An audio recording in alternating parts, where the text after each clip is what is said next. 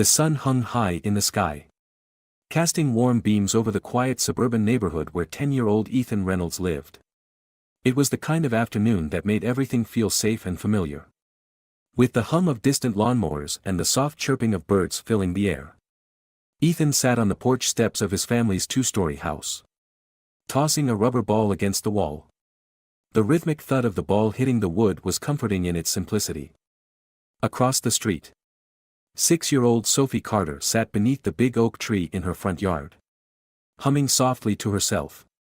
A line of dolls sat before her in a neat row, their plastic faces frozen in cheerful smiles. Sophie's blonde curls bounced as she moved them one by one, pretending they were her students in a classroom. She had always been a bit shy but was known for her sweet nature and playful imagination. Ethan liked Sophie, even though they didn't hang out much.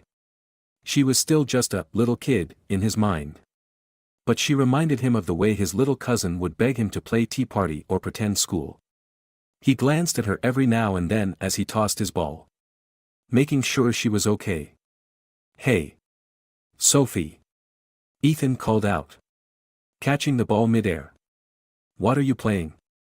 "School," she shouted back, flashing a gap-toothed smile. "These are my students. And they're all doing their homework." Ethan grinned. "Lucky them." Sophie giggled, picking up another doll and pretending to scold it. "You forgot to do your reading, Miss Daisy. No recess for you. Just another ordinary day," Ethan thought to himself. Ethan was about to head inside for a snack when something caught his attention. Out of the corner of his eye, he saw a man walking slowly down the street. Ethan didn't recognize him. He wasn't one of the usual neighbors or delivery drivers who came by. The man looked a little strange, wearing a dark hoodie despite the warm weather, his eyes shifting around as if he was looking for something. Ethan narrowed his eyes and watched quietly, a strange unease prickling at the back of his neck.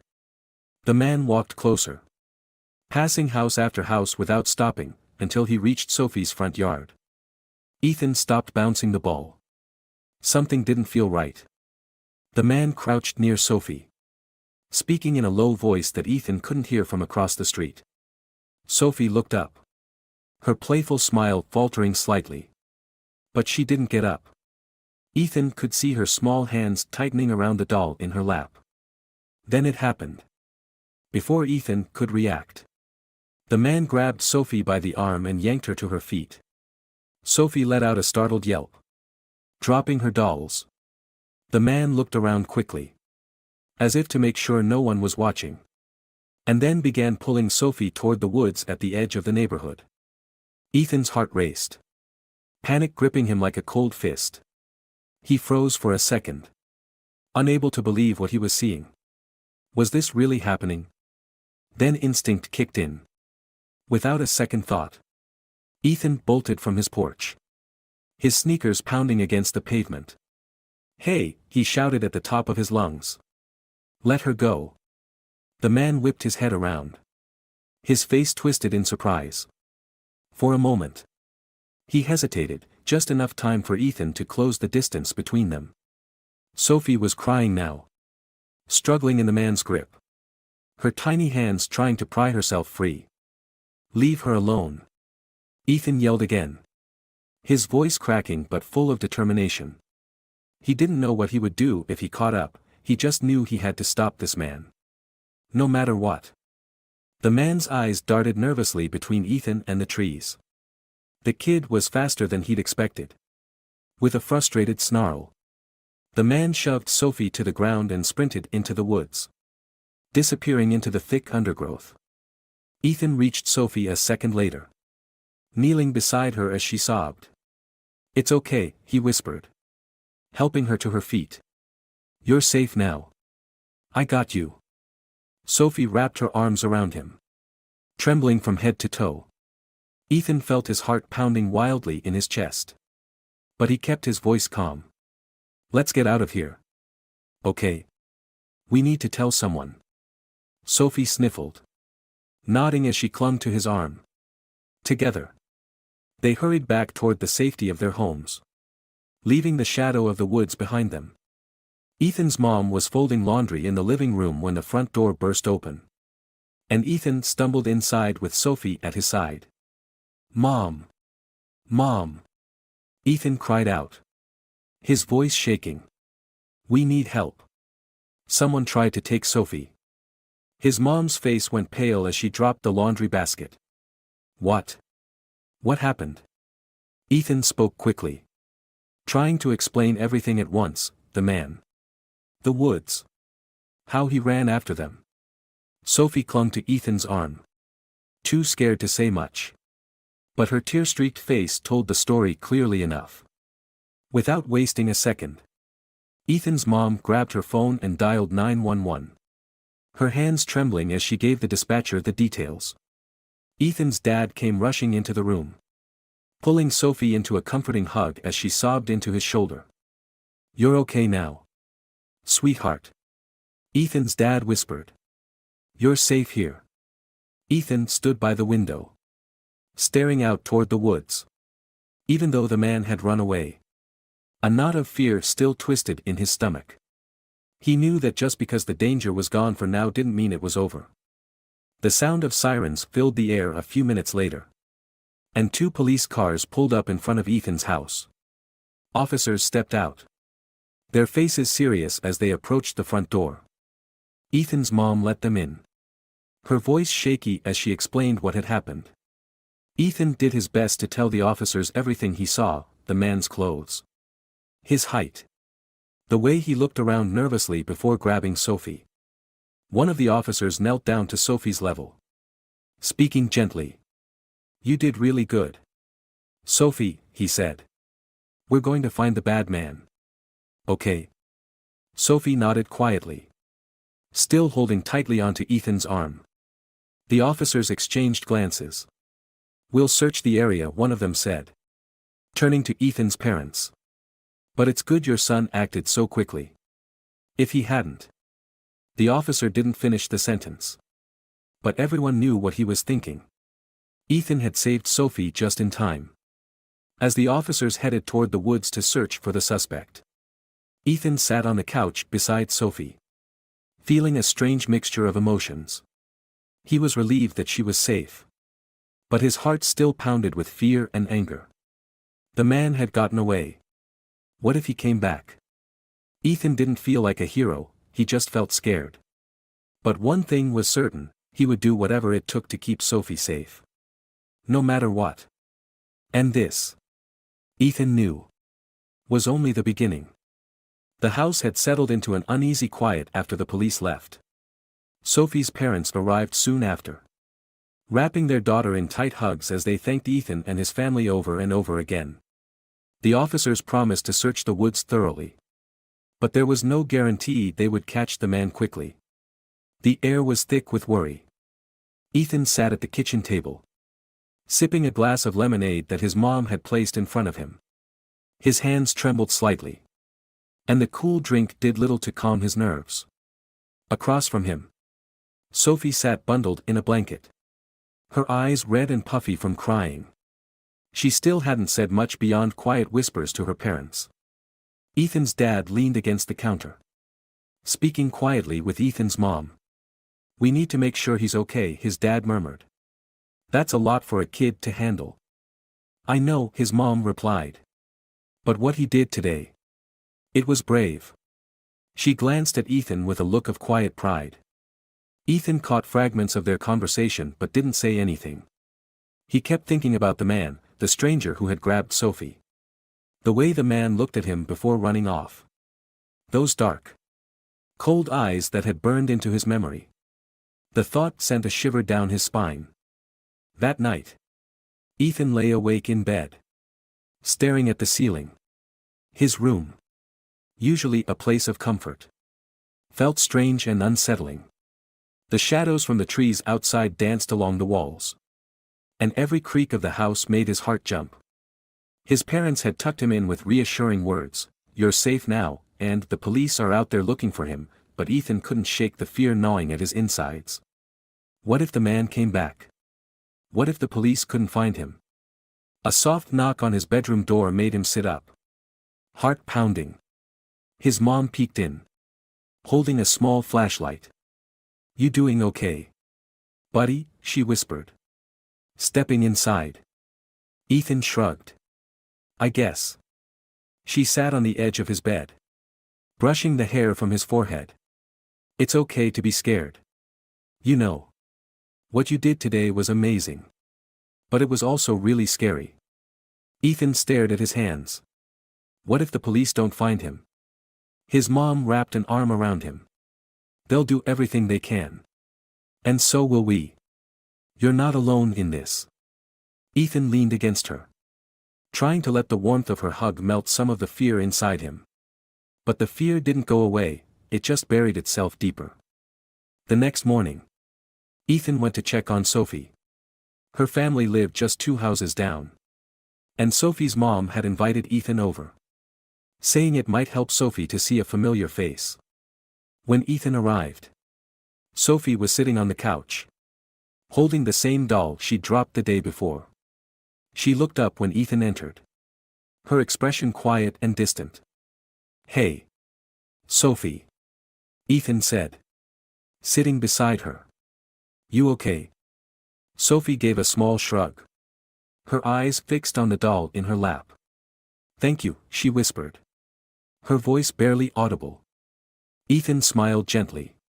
"You don't have to thank me. I just did what I had to."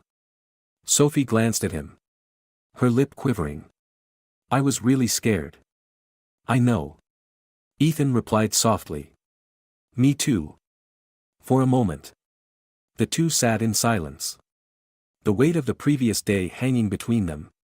Sophie clutched the doll tighter, her small hands trembling. "Do you think he'll come back?" she asked, her voice barely above a whisper. Ethan wanted to say no.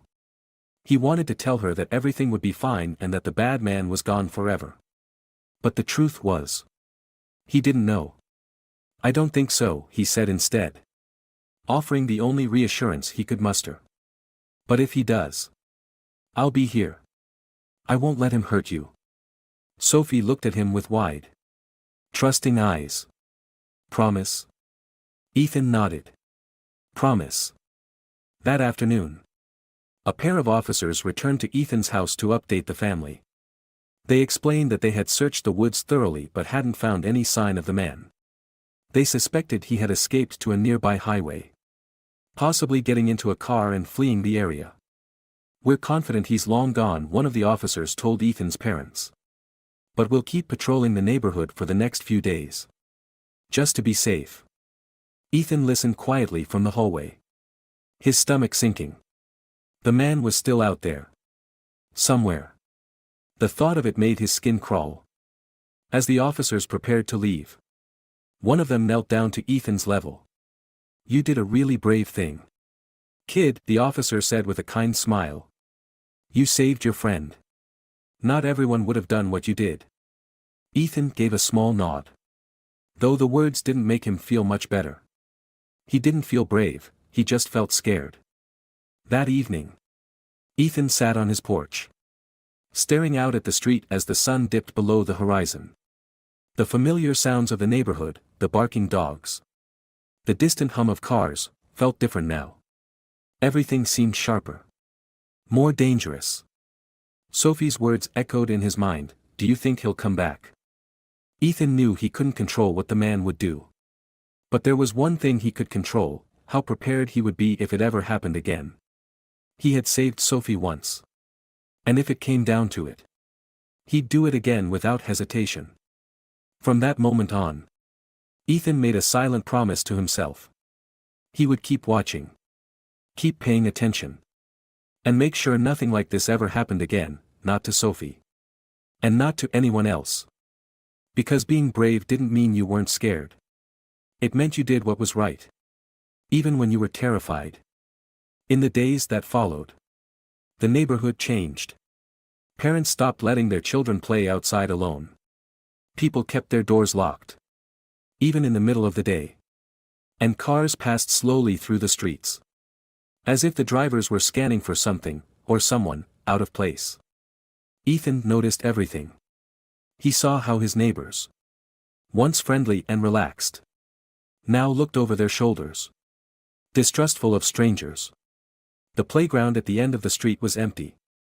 The swings swaying lazily in the breeze without children to push them. The police cars still patrolled the area. But the officer's presence did little to ease the tension. Everyone knew the man who had taken Sophie was still out there. And until he was caught, no one would feel safe. Ethan felt the shift most of all. Before that day in the woods, he had been just another kid in the neighborhood, someone who liked riding his bike and playing video games with friends. Now, though, people looked at him differently. His parents praised him for his bravery. And his neighbors called him a hero. Even Sophie's parents thanked him repeatedly whenever they saw him. But the attention made Ethan uncomfortable. He didn't feel like a hero. All he had done was what anyone else would have done, right? The truth was, he still felt scared. He couldn't stop thinking about the man in the woods. About how close Sophie had come to being taken. And what frightened him most was the thought that next time, things might not end so well. So Ethan did the only thing that made sense to him. He became even more watchful. Ethan spent his afternoons sitting on the porch, his sharp eyes scanning the street for anything unusual. He started carrying a small notebook in his pocket, jotting down things he noticed: a car parked too long at the curb, a stranger walking through the neighborhood, anything that seemed even a little out of place. His parents noticed his new behavior. "You don't have to do this, Ethan," his mom said gently one evening as she sat beside him on the porch steps. "The police are taking care of it." "I know," Ethan said, not looking up from his notebook. "But I just want to make sure." His mom gave him a worried look, brushing his hair back from his forehead. "It's okay to let it go a little. You know, you've already done so much." Ethan shrugged. "I just want to keep Sophie safe." His mom smiled, though there was a trace of sadness in her eyes. "You're a good friend," she whispered, kissing the top of his head. Despite Ethan's efforts, Sophie was still struggling. She barely left her house. And when she did, she clung tightly to her mom or dad, always looking over her shoulder. The carefree little girl who had once played with dolls under the oak tree seemed to have vanished. Ethan visited her whenever he could, hoping his presence might help. But even when they sat together, Sophie remained quiet and withdrawn, her eyes shadowed by fear. One afternoon, Ethan brought his notebook to Sophie's house, hoping it might distract her. "Look," he said, opening the pages filled with notes and sketches of things he had seen around the neighborhood. "I've been watching, just in case the bad guy comes back." Sophie sat beside him on the couch, her small hands resting in her lap. "What if he does?" she whispered, her voice barely audible. Ethan swallowed hard. "Then I'll stop him. Just like last time." Sophie looked at him with wide, trusting eyes. "Promise?" Ethan nodded. "Promise." But even as Ethan made that promise, a new fear began to creep into his mind. What if the man wasn't alone? What if there were others like him, other bad people, waiting for their chance to strike? The police had mentioned that the shoe print they found in the woods matched prints from another kidnapping attempt in a nearby town. That meant the man might not have been working alone. The thought sent a chill down Ethan's spine. What if the man wasn't just some random stranger? What if he was part of something bigger, something more dangerous? Ethan clenched his fists, determined not to let his fear get the best of him. He had to stay strong. For Sophie's sake. If there were more bad people out there, he would be ready for them. A few days later, Ethan saw something that made his heart skip a beat. As he sat on the porch, his notebook in hand, he spotted a car parked at the far end of the street. It was an old, beat-up sedan. And Ethan didn't recognize it. The driver sat behind the wheel, wearing a baseball cap pulled low over his eyes. Ethan watched the car carefully, his pulse quickening. The man didn't get out or roll down the window, he just sat there, staring straight ahead. Ethan scribbled a note in his notebook, old sedan. Dark blue. Driver wearing a cap. Parked at 3:42 p.m. He glanced around the street, hoping someone else had noticed the car. But no one seemed to be paying attention. His parents were inside, and the neighbors were nowhere to be seen. Ethan's heart raced as he debated what to do. Should he tell his parents? Call the police? What if it was nothing? What if he was overreacting? Just as Ethan decided to go inside and tell his dad, the car's engine roared to life. The sedan pulled away from the curb and drove slowly down the street, disappearing around the corner. Ethan sat frozen on the porch, his notebook clutched tightly in his hands. Had that been the man from the woods? Or someone connected to him? Either way, Ethan knew one thing for sure: this wasn't over. Ethan ran inside, clutching his notebook, his heart pounding so loudly that he could hear it in his ears. His dad was sitting at the kitchen table, flipping through the newspaper with a steaming cup of coffee by his side. "Dad!" Ethan's voice cracked as he rushed into the room. "I saw something." His dad immediately set down the newspaper, his expression shifting from relaxed to concerned. "What is it, buddy?" Ethan thrust the notebook toward him, flipping to the latest entry. There was a car at the end of the street. I didn't recognize it. And the guy inside, he didn't get out. Just sat there for a while, watching. And then he left. I wrote down the time and everything. His dad's brow furrowed as he read Ethan's scrawled notes. He placed a hand on Ethan's shoulder, squeezing it gently. "You did the right thing by writing it down, Ethan. I'm proud of you for paying attention." "Do you think it's him?" Ethan asked, anxiety lacing his voice. "The man from the woods?" "I don't know," his dad admitted, his voice steady but thoughtful. "But it's enough to call the police." Ethan's dad reached for the phone and dialed the non-emergency number. Ethan hovered anxiously by his side, feeling the weight of every second. His dad calmly relayed the details of what Ethan had seen and described the car, the driver, and the direction it had driven off in. "Thank you, Mr. Reynolds," the officer on the line said. "We'll send a patrol to check it out and follow up with the investigation. And let Ethan know, he did the right thing." His dad gave him a reassuring smile as he hung up the phone. "See? We've done everything we can for now. The police are on it." Ethan nodded. But the knot of anxiety in his chest didn't loosen. It felt like he was standing at the edge of a storm, knowing it was coming but powerless to stop it. That night, Ethan lay awake again, staring at the shadows dancing on the walls. He kept thinking about the car, about the man from the woods, about Sophie. What if it was the same guy?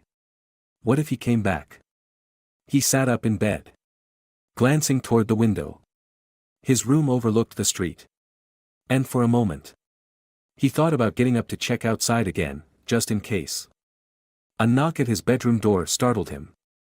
His mom peeked in, smiling softly. "Can't sleep? Huh?" Ethan shook his head. "Not really." She sat on the edge of his bed, smoothing out the blanket. "I know you've got a lot on your mind. But you did everything you could, Ethan. The police are on it. And we're keeping an eye on things. You don't have to carry this all by yourself." Ethan bit his lip. But what if he comes back? His mom wrapped her arms around him, pulling him close. "If he does, we'll be ready. And you're not alone in this. We're all in it together." Ethan leaned into her hug, taking a deep breath. He wasn't sure the words made the fear go away, but they did make him feel a little less alone. The next morning, 2 police officers stopped by the house to follow up on the report. They sat at the kitchen table with Ethan and his parents, notebooks open, as they asked Ethan to describe everything he had seen in as much detail as possible. "The more we know, the better," one of the officers said, smiling kindly at Ethan. "You've been really helpful so far." Ethan described the car again, the dark blue sedan. The driver with the baseball cap. How he sat parked for a few minutes before driving off. One of the officers jotted everything down, nodding thoughtfully as Ethan spoke. "We'll run this information through our system," the officer said. "And we'll have our patrols keep an eye out for the car. If it shows up again, we'll be ready." Ethan's parents thanked the officers as they left. But Ethan still felt uneasy. The man was out there somewhere. And until he was caught, Ethan knew he wouldn't be able to relax. That afternoon, Ethan's parents received a call from Sophie's mom. She wanted to meet with some of the neighbors to talk about what had happened and figure out how to keep the children safe. Ethan's mom and dad agreed to go. And they decided to bring Ethan along, thinking it might help him feel more involved and less afraid. The meeting took place at Sophie's house. Her parents, along with a few other neighbors, gathered in the living room, their faces tight with worry. Ethan sat quietly beside his parents, listening as the adults discussed safety measures, installing cameras, organizing neighborhood patrols, and staying in constant communication. Sophie sat on the couch beside her mom, clutching her doll tightly. She glanced at Ethan and gave him a small, shy smile. It wasn't much, but it made Ethan's heart feel a little lighter. "We just want our kids to feel safe again," Sophie's mom said, her voice heavy with emotion. "And right now, they don't." Just as the meeting was winding down, Sophie's dad's phone buzzed. He glanced at the screen, his expression shifting from exhaustion to surprise. "They found something," he said, looking up at the group. "The police found the car." Everyone in the room froze. Ethan's heart raced as he leaned forward, hanging on to every word. "The car was abandoned near a highway," Sophie's dad continued, reading from a text message he had received from the police. "They're searching the area now. And they think it might be connected to a larger group." "A larger group?" Ethan's mom repeated, her voice filled with concern. Sophie's dad nodded. "They're investigating the possibility that this man isn't working alone. There might be others involved, a child kidnapping ring." The room fell into stunned silence. Ethan felt his stomach drop. The fear he had been carrying, the fear that the man from the woods wasn't just a lone stranger, was now becoming a reality. As the adults continued to talk, Ethan's mind raced. A kidnapping ring? That meant there could be more children in danger. And if the man who tried to take Sophie was part of this group, it wasn't just about one bad guy, it was about stopping something much bigger. Ethan clenched his fists, a new wave of determination rising within him. He couldn't let fear stop him, not now. He had to be ready for whatever came next. If there were more bad people out there, he would do whatever it took to help stop them. Because being brave, Ethan realized, wasn't just about saving Sophie. It was about making sure no one else got hurt. And he was ready. The news that the man in the woods might be part of a kidnapping ring spread quickly throughout the neighborhood. The once quiet and peaceful streets now felt heavy with fear and suspicion. Parents kept their children close. Doors were locked at all hours. And Ethan's school sent out warnings to families, urging them to stay alert. Ethan could see the change everywhere. Children no longer played outside. And neighbors who once smiled warmly at one another now greeted each other with wary glances. But the unease didn't make Ethan pull back. If anything, it made him more determined. The bad guys hadn't been caught yet. And until they were, Ethan knew he had to stay vigilant. He still didn't feel like a hero, he felt scared most of the time.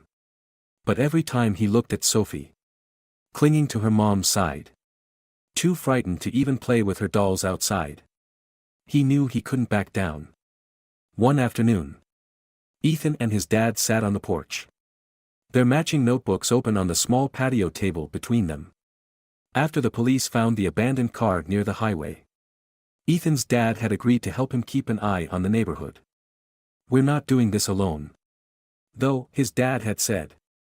"We'll work with the other neighbors and the police." This is a team effort. Ethan liked that idea. It made him feel a little safer knowing that it wasn't all on his shoulders. They came up with a simple plan: neighbors would take shifts patrolling the street and stay in contact with each other. If anyone saw something suspicious, they would report it to the police immediately. Eyes open. Always. Ethan's dad reminded him. We keep watch. And we stay safe. Ethan nodded.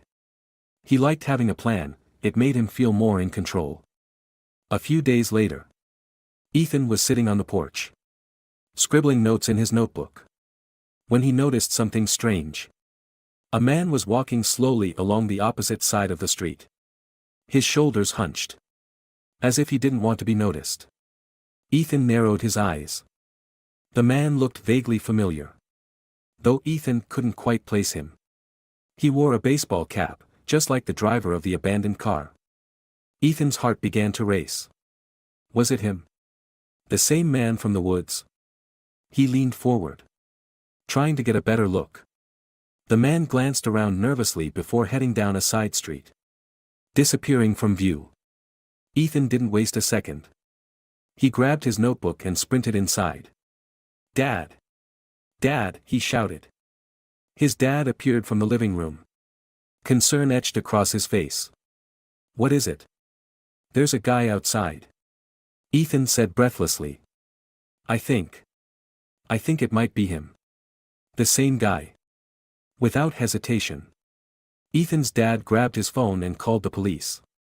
As they waited for the officers to arrive, Ethan and his dad stood by the window, watching the street closely, hoping the man would reappear.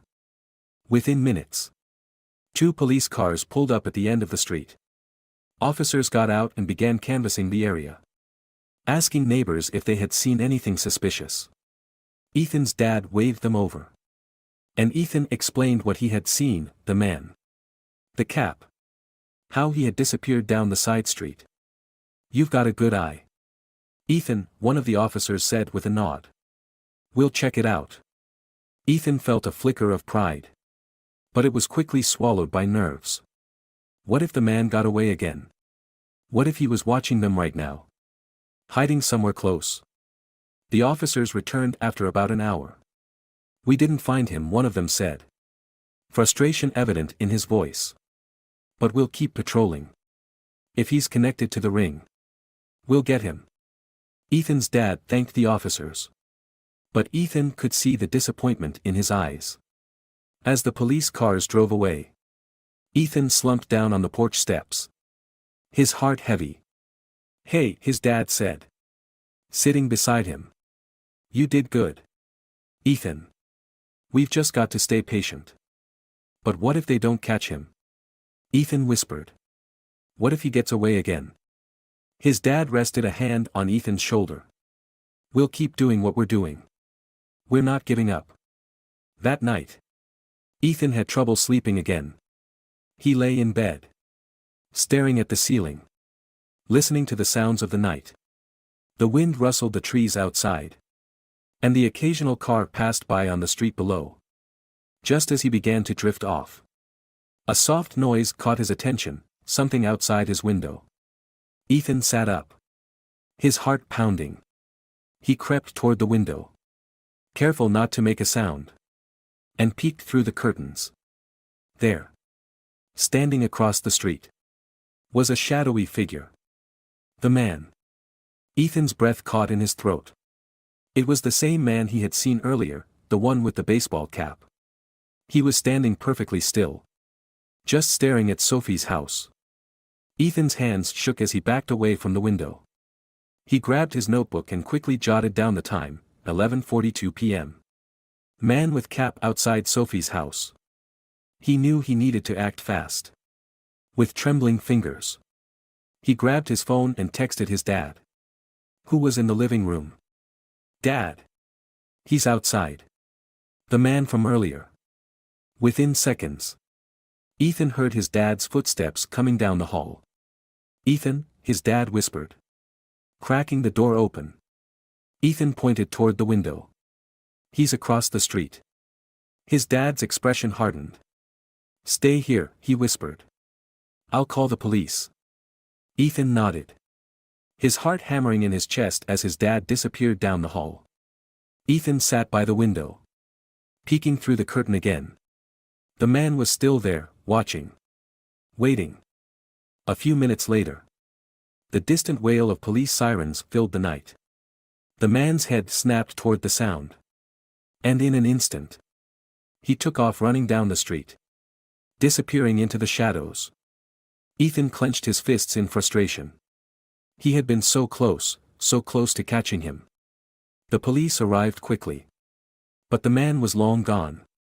Officers combed the area, searching for any sign of him. But once again, he had slipped away. However, one of the officers found something, a discarded phone lying near the curb, right where the man had been standing. It was a burner phone, the kind often used by criminals.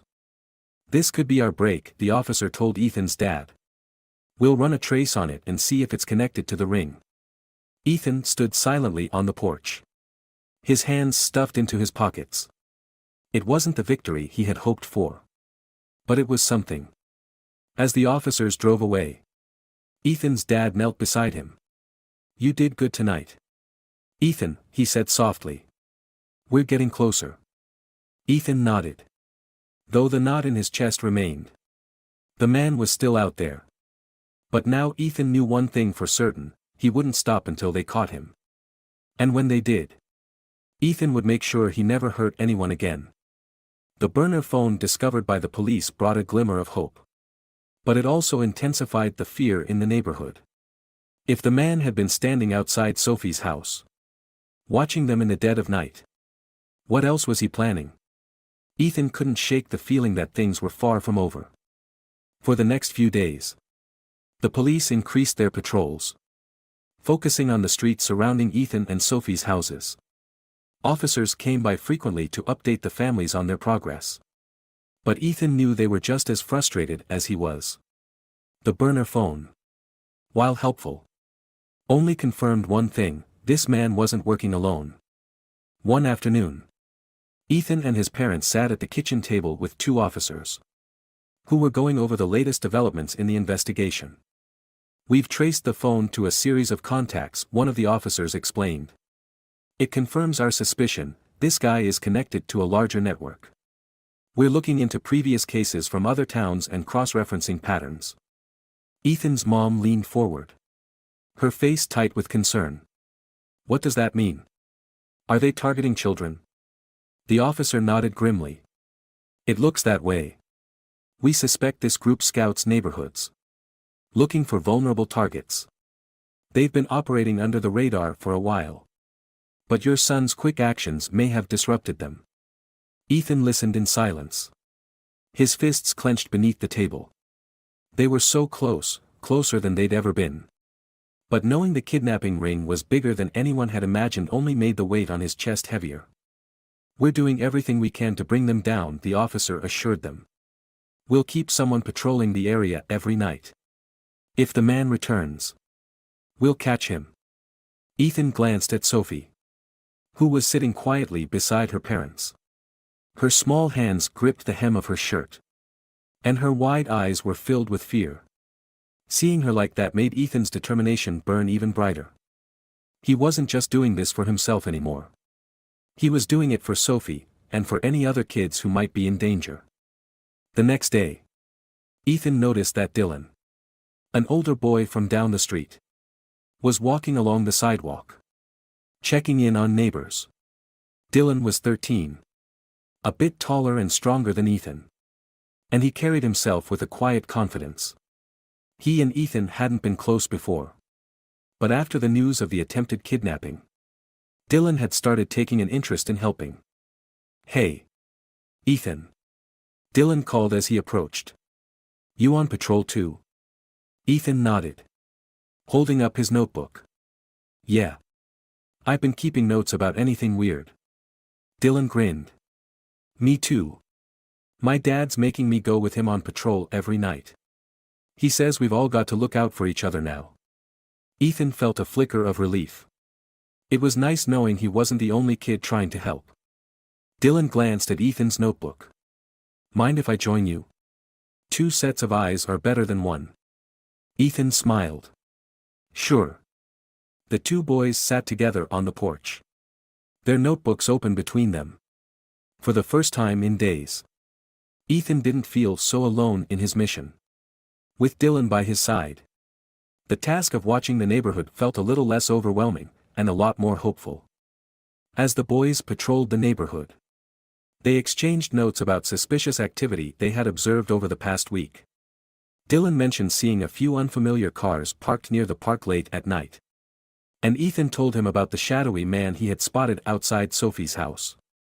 That's creepy, Dylan muttered, flipping through his notebook.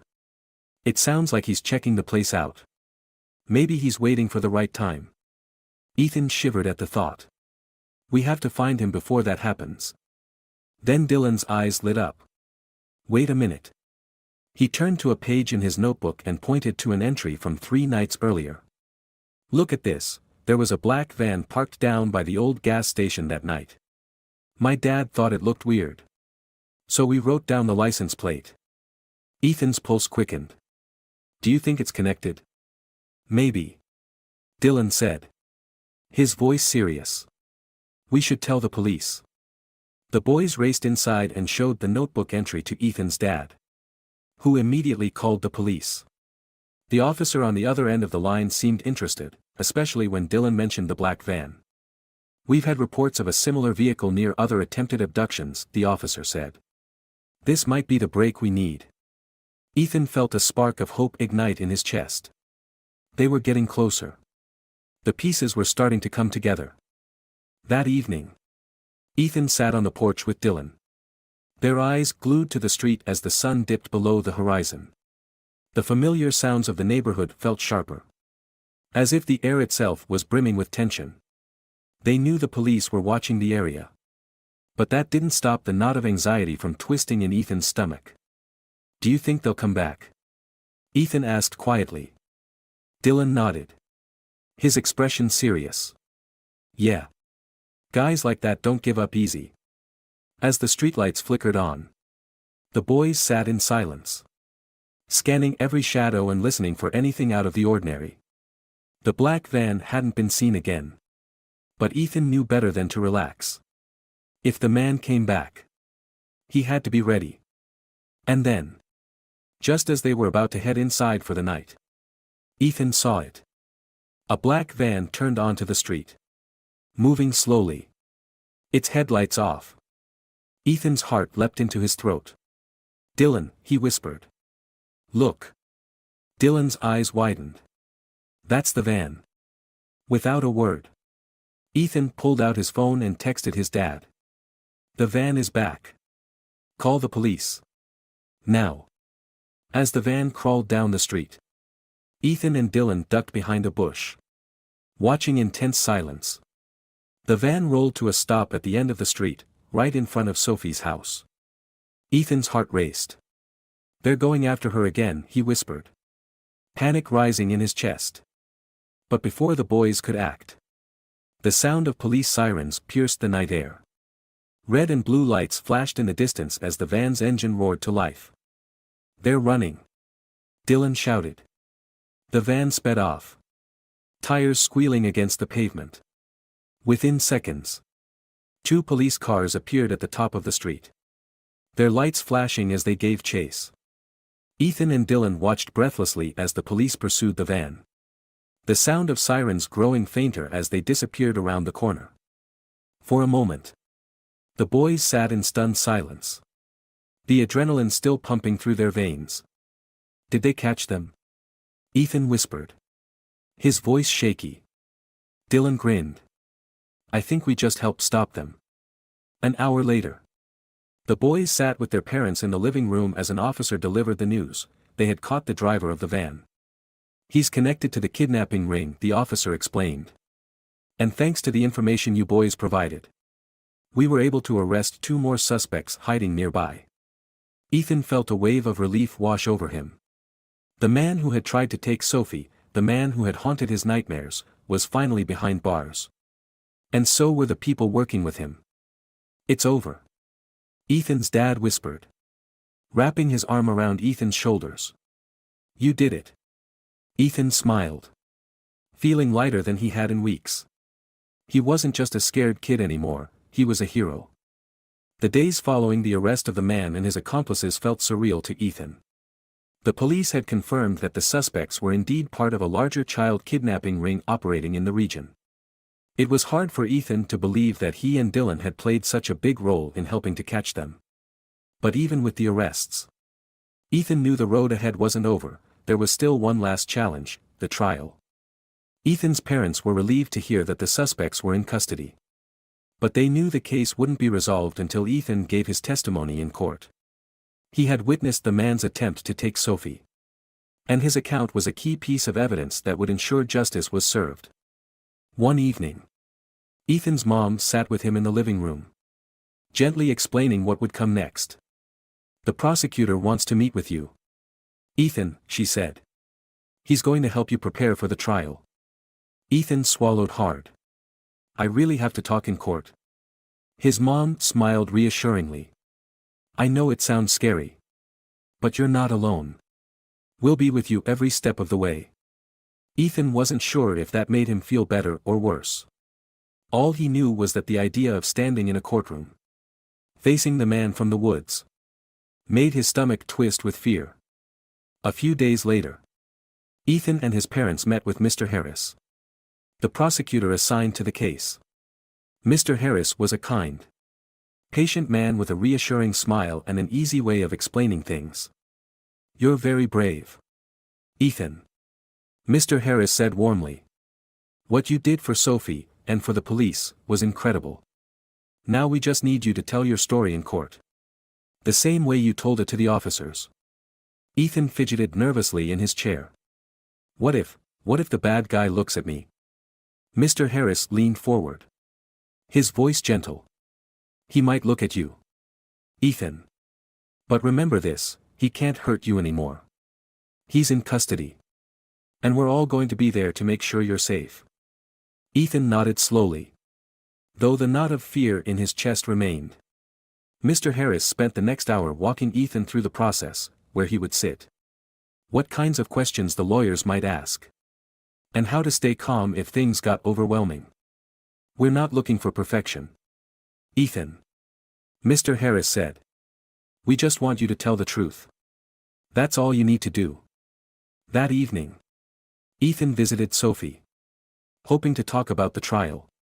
Sophie's parents had also told her about the upcoming court case, and Ethan could tell she was struggling with it, too. Sophie sat on her living room floor, quietly brushing the hair of one of her dolls. Ethan sat beside her, unsure of what to say at first. "Are you scared?" Sophie asked quietly, not looking up from her doll. Ethan nodded. "Yeah.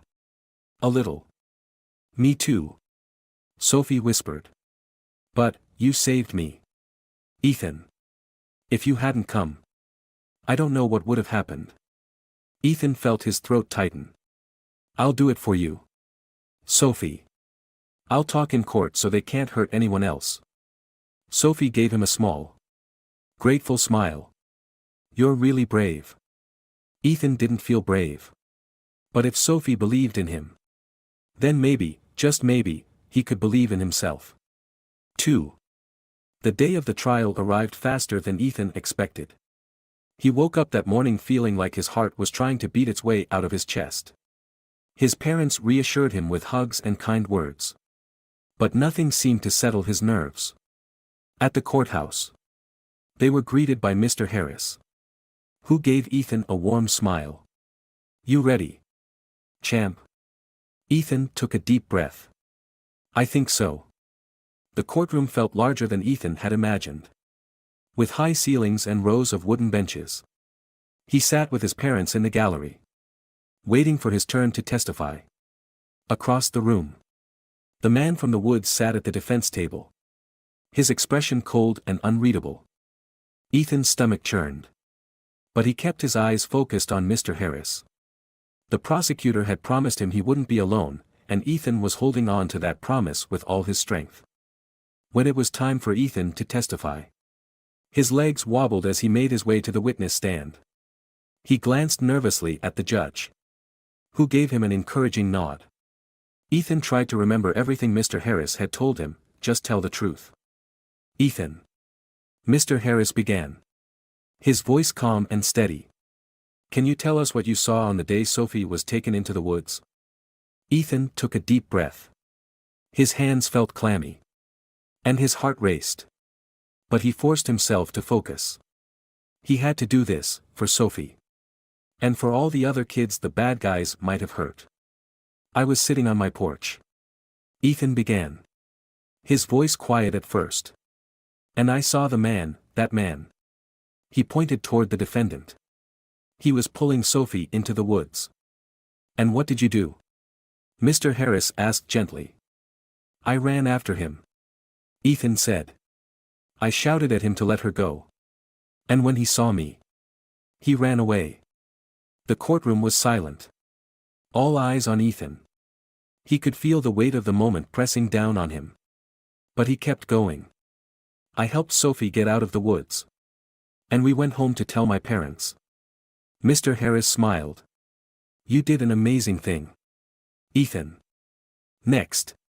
The defense attorney approached the stand. His expression sharp and calculating. Ethan, the lawyer said smoothly. Are you sure you saw my client? It was a pretty scary situation. Wasn't it? Ethan bit his lip. But he nodded. I'm sure. It was him. And you were scared. Right? Maybe confused. I was scared. Ethan admitted. But I know what I saw. The defense attorney pressed further, trying to confuse Ethan with fast questions. But Ethan remembered Mr. Harris's advice, stay calm. Tell the truth. He answered every question as best as he could, refusing to let the lawyer shake him. After what felt like hours, Ethan was finally excused from the stand. He walked back to his parents. His heart racing but his spirit steady. He had done it, he had told the truth. No matter how scary it was. The rest of the trial passed in a blur. But when the jury returned with their verdict, Ethan felt like time slowed to a crawl. Guilty, the foreman announced. On all counts. Ethan's parents hugged him tightly as relief flooded through the courtroom. The man, and his accomplices, would be going to prison for a long time. Ethan glanced at Sophie, who smiled at him from across the room. It was over. They were finally free. In the weeks that followed, Ethan and Sophie began to heal. The nightmares grew less frequent. And the fear that had once gripped the neighborhood started to fade. The community held a small ceremony to honor Ethan and Dylan for their bravery, presenting them with medals and certificates. Ethan blushed under the attention. But deep down, he felt proud. He hadn't just saved Sophie, he had made sure that no other kids would have to suffer. One evening, Ethan sat on the porch with Sophie.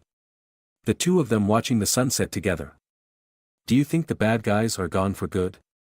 Sophie asked softly. Yeah. Ethan said. A small smile tugging at his lips. I think they are. And for the first time in a long while, Ethan felt at peace.